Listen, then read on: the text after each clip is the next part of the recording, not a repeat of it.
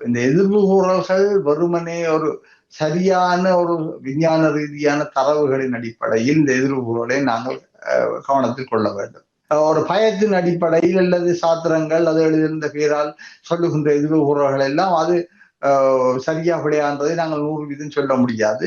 மக்களை அச்சுறுத்துகின்ற விடயமாக இருக்கும், அல்லது ஒரு குருட்டாம் போக்கில் சொல்லுகின்ற விடயமாக கூட இருக்கலாம். ஆனா நடக்கின்றது, நடக்க போகின்ற விடயங்கள் இன்னைக்கு உலகத்துல விஞ்ஞானம் போல வளர்ந்து விட்டது, காலநிலையியல் வளர்ந்து விட்டது. எல்லா விதமான ஆய்வு அறிக்கைகளும் உடனே கண்ணிமைக்கு நேரத்தில் எங்கள் கைகளுக்கு கிடைக்கக்கூடியதாக இருக்கின்றது. இந்த நிலைமையில் இவற்றை சரியாக ஒருங்கிணைப்பதில் எங்களுக்கு எங்கேயோ இடத்துல பிழை இருக்கின்றது. அதான் உண்மை. அவற்றை சரியாக ஒருங்கிணைக்கின்ற விடயத்தில் மட்டும் நாங்கள் மாற்றாந்த நிலைமையாக ஒரு மாற்றான் போல நடந்து கொள்ளுகின்றோமான்ற ஒரு கேள்வி இருக்கின்றது.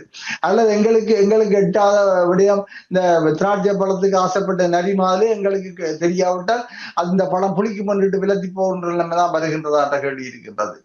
அடிப்படையில் என்னன்னு சொன்னால், இந்து சமத்துவம் சம்பந்தமாக நாங்கள் இந்த காலநிலையியல் விஷயத்துல இன்றைக்கு இந்து சமத்துவம் இந்தியா மட்டும் இல்லையே, அமெரிக்காவுடைய தளங்களும் கூட இருக்கின்றன. தியாகோ கார்சியா துவக்கம் எல்லா தளங்களும் இருக்கின்றன. அமெரிக்காவுடைய கடற்படை கடலுக்கு நிற்கின்றது.